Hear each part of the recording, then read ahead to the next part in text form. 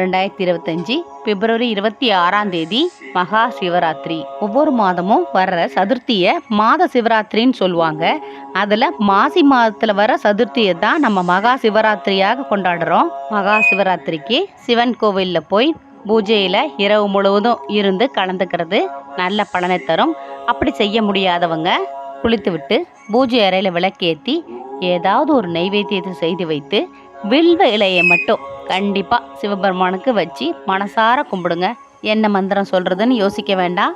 ஓம் நமச்சிவாயா அப்படின்னு சொன்னா கூட போதும். இல்லைன்னா சிவ சிவா அப்படின்னு சொல்லிக்கிட்டே இருங்க. சிவனை வழிபடுறதோட எல்லாரும் அவரவர்களுடைய குலதெய்வ கோயிலுக்கு போய் பூஜை செய்துவிட்டு அங்கேயே இரவு முழுதும் தங்கி இருந்து விட்டு வர்றது மிகுந்த பலனை தரக்கூடிய விஷயமாகும்.